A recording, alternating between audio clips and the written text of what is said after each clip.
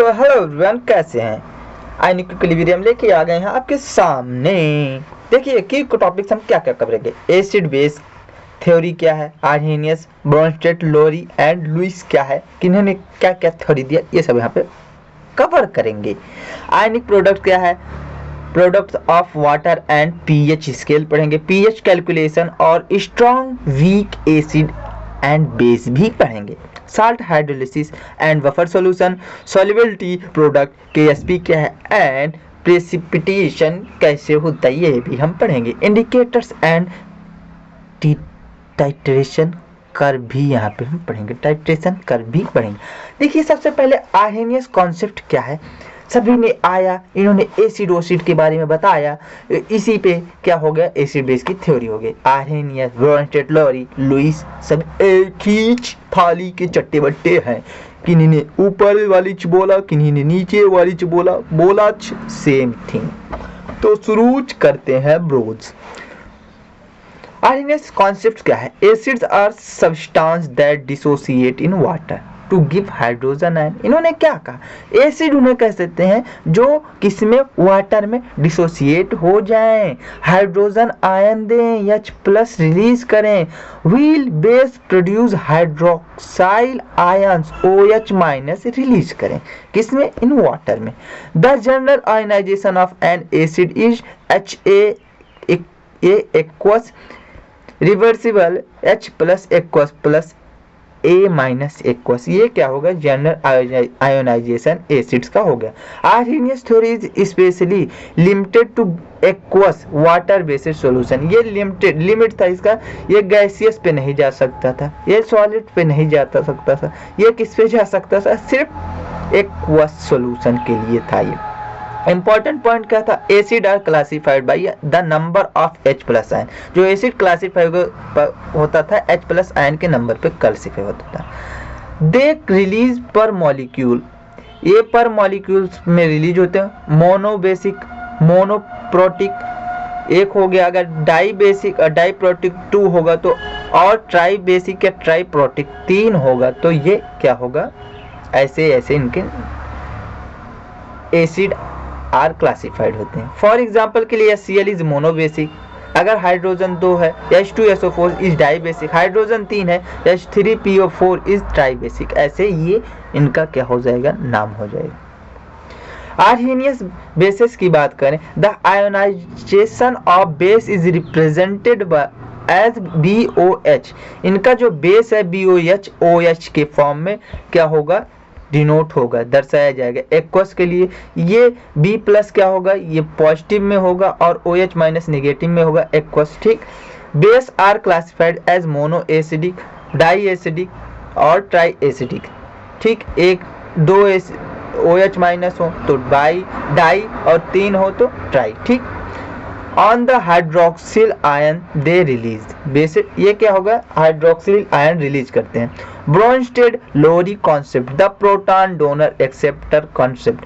Bronsted आए, फिर इसके बाद ब्रोंस्टेड आए, इन्होंने क्या कहा, जो प्रोटॉन डोन करे और एक्सेप्ट करे वो क्या हो गया, देखो अब पढ़ाते हैं इसमें। Acid defined as proton H+ को इन्होंने क्या कर दिया, proton donors. And base are defined as proton acceptor. अब भाई जो प्रोटॉन एक्सेप्ट करेगा वो क्या हो जाएगा, बेस हो जाएगा, किन के अनुसार, ब्रोंस्टेड के अनुसार। और एसिड क्या हो जाएगा, जो प्रोटॉन डोनेट करेगा। ठीक, every Bronsted acid has a corresponding conjugate base. सभी यानी जितने भी ब्रोंस्टेड एसिड है उनके पास कॉरस्पॉन्डिंग कंजुगेट बेस है। And every Bronsted base has conjugating, तो कॉरस्पॉन्डिंग कंजुगेटेड एसिड होता है। ठीक, ये आपको इंपॉर्टेंट पॉइंट याद रखना है। ये जैसे NH3 + H2 है, ये क्या हो गया, लिक्विड एक्वस। ठीक, NH4 प्लस में प्लस OH- एक्वस में चला गया, तो ये NH3 क्या कर रहा है, एक प्रोटॉन ऐड हो रहा है इसमें, किसमें, ये क्या हो जाएगा, ये हो जाएगा कंजुगेट एसिड। ठीक, OH- यहाँ पे क्या हो रहा है, एक इलेक्ट्रॉन लॉस, प्रोटॉन हो रहा है यहाँ पे, OH माइनस, तो कंजुगेट क्या हो जाएगा, बेस हो जाएगा। ये एसिड है, ये बेस है, बेस क्या होगा, कंजुगेट एसिड होगा, और एसिड क्या होगा, कंजुगेट बेस होगा। ये आपको ध्यान में रखना। क्यों कंजुगेट बेस होगा, लॉस ऑफ प्रोटॉन होगा। क्यों कंजुगेट एसिड होगा, क्योंकि एड्स ऑफ प्रोटॉन होगा। प्रोटॉन डोनर को एसिड बोलेंगे और प्रोटॉन एक्सेप्टर को बेस बोलेंगे। क्लियर है भाई लोग, चलते हैं आगे। Conjugate acid base pair concept क्या है। A conjugate acid base pair consists of two species that differ by only one proton। जो इस दो स्पीसीज क्या करेंगे, consist of two species differ by केवल एक इलेक्ट्रॉन से ही, एक प्रोटॉन H प्लस से होगा। To get conjugate acid add H plus, conjugate acid पाना है तो H प्लस को ऐड करें। टू गेट कंजुगेट बेस तो सब्सट्रैक्ट H प्लस, अगर कंजुगेट बेस पाना है तो क्या करो, सब्सट्रैक्ट करो किसको, H प्लस को। ये यहाँ पे अभी मैंने बताया। Strength is inversely related as strong Bronsted acid has a weaker conjugate base and vice versa. देखो स्ट्रेंथ इनवर्सली रिलेटेड होता है, अगर स्ट्रॉन्ग ब्रॉन्स्टेड एसिड है तो वीकर कंजुगेट बेस होगा। अगर जो वीक ब्रॉन्स्टेड एसिड है तो स्ट्रॉन्ग क्या होगा, स्ट्रॉन्ग कंजुगेट बेस हो गए। वाइस वर्सा का मतलब भी है। The Lewis concept electron donor acceptor system. देखो आर्हीनियस आए, आर्हीनियस के बाद ब्रॉन्स्टेट आए AB, उसके बाद सीधा C नहीं L आ गए। L क्या हो गए, लुईस आए। लुईस ने क्या कहा, इलेक्ट्रॉन डोनर एक्सेप्टर सिस्टम। ये इन्होंने प्रोटॉन के बारे में, देखो जो पहले वाले है वो क्या किए, H प्लस और OH माइनस के बारे में बताया। दूसरे वाले जो है B वाले जो है वो क्या बोले, प्रोटॉन के बारे में। और तीसरे द लुईस कॉन्सेप्ट जो है L वाले है, उन्होंने इलेक्ट्रॉन डोनर और एक्सेप्टर की बात की। A Lewis acid is an electron pair acceptor. जो इलेक्ट्रॉन पेयर एक्सेप्टर है वो लुईस एसिड है। While Lewis base is an electron pair donor. Statement आ जाएगा, Lewis acid is an electron acceptor when Lewis base is an electron donor, an electron donor, an electron donor और electron acceptor. तो नहीं pair में होगा तो सही होगा, नहीं तो ये रॉन्ग हो जाएगा statement. The reaction between them results in the formation of coordinate covalent bond. देखो इसके रिजल्ट से क्या होगा, कोऑर्डिनेट कोवैलेंट बॉन्ड बनेगा इस रिएक्शंस के। ठीक, देखिए जैसे NH3 हो गया तो यहाँ पे दो क्या हो गए, लोन पेयर हो गए, तो यहाँ प्लस BF3 लुईस बेस और लुईस एसिड है, तो यहाँ पे क्या होगा, ये क्या करेगा, ये लोन पेयर डोनेट करेगा तो लुईस बेस हो गया। ठीक, किसको डोनेट करेगा, BF3 लुईस एसिड को, तो अगर एक्सेप्ट कर रहा है तो लुईस एसिड हो गया। ठीक, ये आपको कह रहा है। ये क्या बन गए, ये जो बन रहा है बॉन्ड, इसे कोऑर्डिनेटेड कोवैलेंट बॉन्ड बोलते हैं। आयनिक प्रोडक्ट ऑफ वाटर की बात करें, the ionic product of water KW is the product of H plus and OH minus concentration.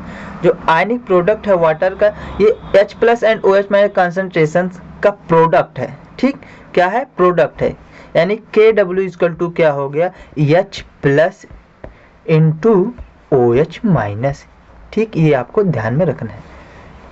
Eight ये देखिए KW equal to H plus OH minus at 25 degree Celsius, यानी कि 298.15 kelvin पे, तो KW is exactly 10 की power minus 14। KW की value क्या होगी, 10 की पावर माइनस 14, किस पे, 25 डिग्री सेल्सियस पे। Meaning pure water has a pH of 7। Pure water का pH कितना होता है, 7 होता है। ठीक, because the dissociation of water is endothermic. जो डिसोसिएशन होता है वाटर का, डिसोसिएशन होता है वो एंडोथर्मिक होता है। एंडोथर्मिक यानी एनर्जी लगेगी। KW इंक्रीज है, टेम्परेचर इंक्रीज है। अगर KW इंक्रीज कर रहा है, टेम्परेचर के इंक्रीज पर ही KW इंक्रीज करेगा। Causing the natural pH point two decrease. इसके बाद क्या होगा, जो नेचुरल पीएच होता है वो डिक्रीज करने लगेगा। पीएच स्केल की बात करें एट 25 डिग्री सेल्सियस, तो at 25 degree Celsius a pH of 7 is neutral pH. ये न्यूट्रल पीएच है। न्यूट्रल पीएच डिक्रीज कर यानी 7 से कम होता जाएगा यहाँ पे। और लेकिन यहाँ पे पीएच स्केल की बात करें 25 degree Celsius, pH of the 7 is neutral pH, values less than 7 are acidic. अब यहाँ पे पीएच क्या दिखा रहा है, अगर 7 से कम क्या होगा, 7 से कम वैल्यू आ रही है पीएच स्केल पर, तो उसे एसिडिक हम करार करेंगे। And values greater than 7 are basic, अगर 7 से ज़्यादा है तो वो बेसिक कहलाएगा। ये है पीएच स्केल। 7 क्या हो गया, न्यूट्रल हो गया, उससे नीचे जाएंगे एसिडिक, उससे ऊपर जाएंगे बेसिक।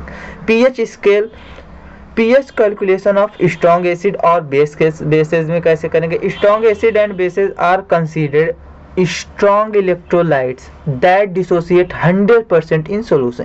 देखो स्ट्रॉन्ग एसिड बेस क्या कंसीडर स्ट्रॉन्ग इलेक्ट्रोलाइट होते हैं, इलेक्ट्रोलाइट जो होते हैं जो आसानी से टूट जाते हैं। डिसोसिएट 100%, ये क्या करेंगे, स्ट्रॉन्ग है तो 100% पूरे तरीके से सोल्यूशन में क्या होगा, डिसोसिएट हो जाएंगे। The concentrations of H plus or OH minus are taken directly from the concentration of the acid or base। देखो अकाउंटिंग फॉर स्टोकियोमेट्री, देखो जो concentration H plus OH minus ये डायरेक्टली फॉर्म हो जाएगा कंसंट्रेशन ऑफ द एसिड और base में। Accounting for किसके लिए, स्टोकियोमेट्रिक। एग्जाम्पल के 1 MbA OH का whole twice gives 2 MOH minus. ठीक, ये हो गया, क्या हो गया, ये अकाउंटिंग स्टोकियोमेट्रिक कॉन्फिडेंट में चला जाएगा। ये जो है 2 ये आगे आ जाएगा, समझे। पीएच कैलकुलेशन की बात करें of a monobasic weak acid और वीक बेस में। Monobasic weak species do not dissociate completely. देखो स्ट्रॉन्ग तो कम्प्लीटली क्या हो, डिसोसिएट हो जाएंगे, लेकिन जो वीक स्पीसीज होंगे वो कम्प्लीटली डिसोसिएट नहीं होंगे। द डिग्री ऑफ डिसोसिएशन यानी कि अल्फा क्या होगा, डिपेंड्स ऑन द कंसंट्रेशन, सी पे डिपेंड करेगा एंड द इक्विलिब्रियम कांस्टेंट पे। के ए यानी कि के ए और के बी के रूप में ये क्या होगा, डिनोट करेंगे। If alpha lesser than 0.05, the simplified formula is pH equal to half pKa minus log C। Ka क्या हो गया, concentration of acid and Kb क्या हो गया, concentration of base, समझे। If अल्फा क्या होगा, इससे कम होगा तो सिंप्लीफाइड फार्मूला क्या होगा, pH का फार्मूला हो गया half pKa minus log C। If dissociation is significant alpha greater than 0.05, तो a quadratic equation must be solved। इसमें quadratic equation आ जाएगा to find the exact concentration of ions। quadratic equation कैसे solve करेंगे, जैसे a square plus at plus c equal to 0। तो ये इसे हम quadratic equation की तरफ solve करेंगे। B square plus minus root में 4ac बाई 2a, ये इसका फॉर्मूला होता है। पीएच कैलकुलेशन ऑफ बी के डिप्रोटिक एसिड की बात करें तो pH calculation weak diprotic acid में क्या होगा, for diprotic acid H2A where the second क्या होगा, second dissociation constant Ka2 is much smaller than the first जो Ka1 होगा। The pH is determined primarily by the first dissociation step.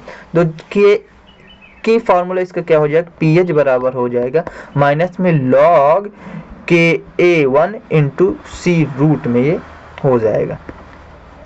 देखो यहाँ पे क्या कह रहा है, सेकंड डिसोसिएशन कांस्टेंट के मच स्मॉलर हो गया कि फर्स्ट से, पीएच डिटरमाइन करेगा primarily by the first dissociation. तो पीएच क्या होगा, फर्स्ट से ही डिटरमाइन होगा, तो इसीलिए माइनस लॉग रूट में Ka1 को ही लिया गया इनटू C। आपका ये हो गया pH calculation weak diprotic acid में। PH of mixture of 2 weak acid, pH of a mixture of two weak acids. In mixture of two weak acid HA and HB, the total H plus is calculated using the combined effects of both H plus total equal to, कैसे calculate करेंगे, root में K1C plus K2C2, ये इससे हम क्या करेंगे, pH को हम कैलकुलेट करेंगे। अगर दो क्या होगा, वीक एसिड आ जाएगा। तो साल्ट हाइड्रोलिसिस की बात कर, hydrolysis occur when salt ion react with water. Hydrolysis कब होगा, वाटर से अगर साल्ट आयन रिएक्ट करेगा। Contain generally come from base, generally क्या कंटेन करेगा, बेस में फॉर्म हो जाएगा। And anions come from acid, जो एनायन होगा वो क्या होगा, एसिड में। जो कटायन होगा जनरली किस में चला जाएगा, बेस में चला जाएगा। एनायन होगा वो एसिड में चला जाएगा। साल्ट एनायन क्या होगा, पॉजिटिव जो लगे रहेंगे, और कटायन क्या होगा, जो निगेटिव लगे रहेंगे। तो ये किस में चले गए, बेस में, और एनायन किस में, एसिड में। Salts of strong acid plus strong base like NaCl do not undergo hydrolysis and remains neutral। जो strong base होते हैं और strong acid होते हैं, हाइड्रोलिसिस के अंदर नहीं जाएंगे, न्यूट्रल रहेंगे। पीएच इसका, इनका जितने न्यूट्रल होते हैं स्पीशीज, उनका पीएच 7 होता है। Cationic hydrolysis occur in salts of weak base. जो कैटायनिक हाइड्रोलिसिस होता है, salts of week base plus strong acid acidic solution, will anionic hydrolysis occur in salt of week acid plus strong base basic solution. जो cationic hydrolysis होता है ये किसमें होता है, salt of week base plus strong acid. Weak base होगा, strong acid acidic solution. और anionic hydrolysis किसमें होगा, salt of weak acid, week acid और स्ट्रॉन्ग बेस, तो बेसिक सॉल्यूशन हो गया। ये आपको याद रखना है। बफर सॉल्यूशन की बात करें, buffer are solution that resist change in pH when small amount of strong acid और बेस आर एडेड। देखो बफर सॉल्यूशन क्या है, जो रेजिस्ट करता है किसके, पीएच के चेंज को। Small amount of strong acid और base are added. Strong amount of किसके, बेस और एसिड के ऐड होने पर ये क्या करता है, रेसिस्ट करता है, रोकता है चेंज इन पीएच को। एसिडिक बफर की बात करें, weak acid plus its conjugate base, pH equal to pK plus log salt by acid. ये क्या हो गया, फार्मूला हो गया। वीक बेसिक बफर की बात करें तो weak base plus its conjugate acid, pOH equal to pK b plus log salt by base. ये हो गया फार्मूला। बफर कैपेसिटी की बात करें, buffer capacity is the number of moles of strong acid और base required to change the pH of 1 litre of buffer by 1 unit.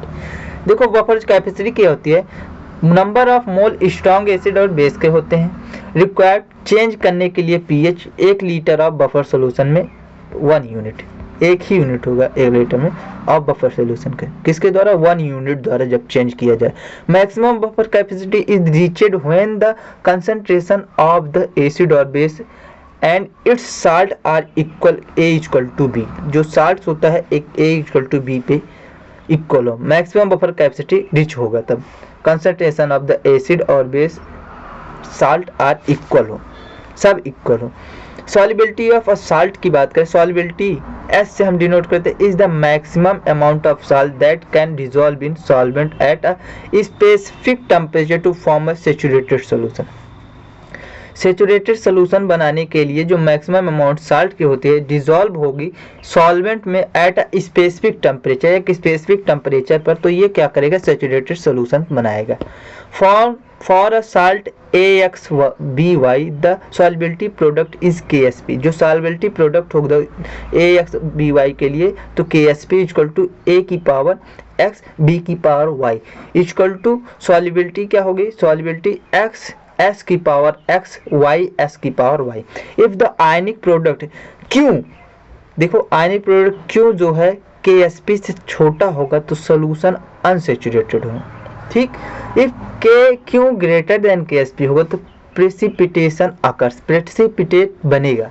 ये आपको ध्यान में रखना, इंपॉर्टेंट पॉइंट है, point important note bro. Okay आगे बढ़ते हैं, समझे।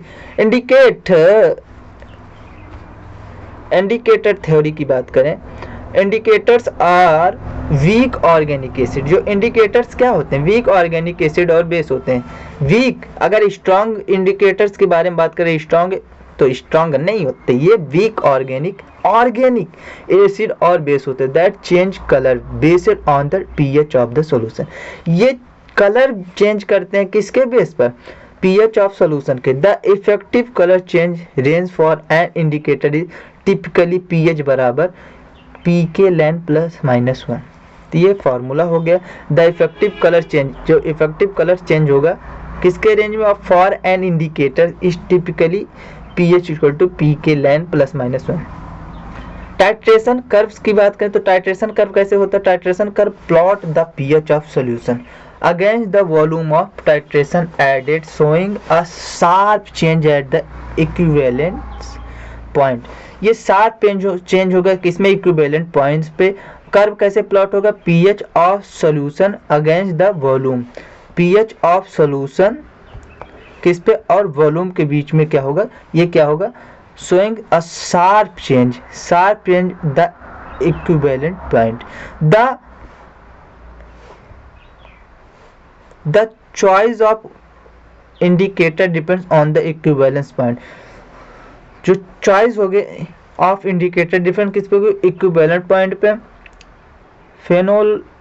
फेनोल्फेथलीन, जो फेनोल्फेथलीन एक प्रकार का compound is use for weak acid as versus strong base, while methyl ऑर्गेन is use for strong acid versus weak base, phenolphthalein. समझे ये क्या है, ये कर्व होगा, ये टाइट्रेशन कर्व का कुछ एग्जाम्पल था। ठीक, आप ये पूरा चैप्टर खत्म हो गया।